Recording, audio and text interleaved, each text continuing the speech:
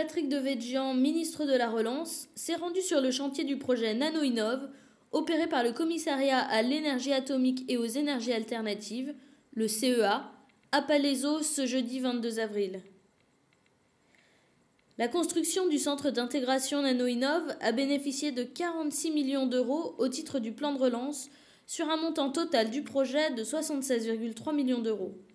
Le plan de relance permet ainsi de financer totalement 2 des 3 bâtiments prévus qui ouvriront au premier trimestre 2011. Le centre pourra à terme accueillir 900 personnes sur 27 900 mètres carrés. Le CEA bénéficie, tout projet confondu, de 65,1 millions d'euros du plan de relance sur 10 projets. D'abord le volet très grandes infrastructures de recherche qui comporte 8 projets pour 18,1 millions d'euros. Nanotechnologie, construction de bâtiments NanoInnov, 46 millions d'euros. Et enfin le volet état exemplaire avec des audits énergétiques pour un montant total d'1 million d'euros.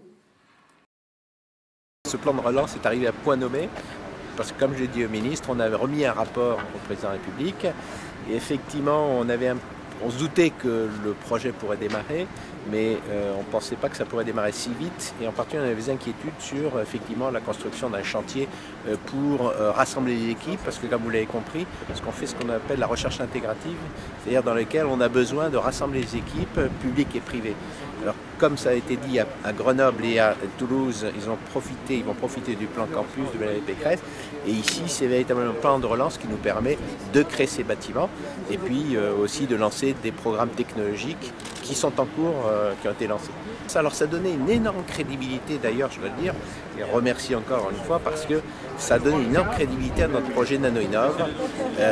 Et donc maintenant, il y a des gens du monde entier qui viennent voir ce qui se passe ici et je reçois régulièrement des coups de fil de gens qui disent « Est-ce que vous pourriez nous expliquer ce qui se passe en France ?» Parce que vraiment, sur les nanotechnologies, là, vous êtes en train de faire quelque chose de visible. Assez souvent en France, entre la mise en application des idées, enfin entre les idées et leur mise en application, il se passe pas mal de temps. Ben là, on a pu prouver le contraire. Et ce qui est bien, c'est comme ça a été expliqué au ministre, c'est vrai de tous les services de l'État, c'était vrai aussi de la recherche publique, la recherche industrielle. Tout le monde a travaillé très vite. Et donc ça montre aussi la chose suivante, c'est quand on veut aller vite, on peut y arriver. C'est pas qu'un problème financier, c'est aussi un problème d'état d'esprit.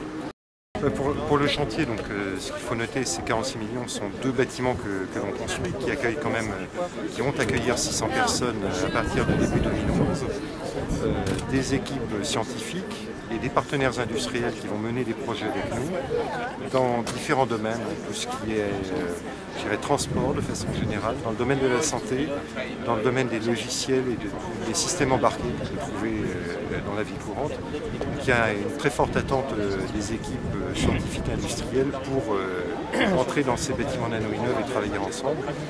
Il faut noter que c'est vraiment un domaine qui est porteur de développement économique et d'offres pour nos concitoyens, avec toutes les précautions qu'on sait prendre aujourd'hui dans ce domaine, bien sûr, pour répondre à leurs questionnements éventuellement.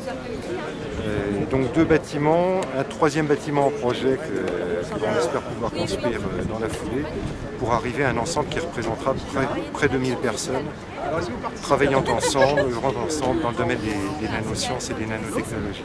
L'annonce de ce financement par le plan de relance a été vraiment un déclencheur d'un travail collectif des équipes. Jusqu'à maintenant, une des difficultés qu'on pouvait rencontrer, c'était une forme de morcellement, de répartition sur les territoires des équipes. Et là, le concept de centre d'intégration, le fait qu'il se concrétise réellement avec des bâtiments qui vont permettre aux gens de travailler ensemble, c'était vraiment un déclencheur pour se mobiliser sur des projets. Et le plan de relance finance d'ailleurs aujourd'hui 9 gros projets menés dans ces centres d'intégration, associant des scientifiques et des industriels. Donc, je pense que ça n'aurait pas été possible sans ces éléments déclencheurs et ce financement qu'a apporté le plan de relance.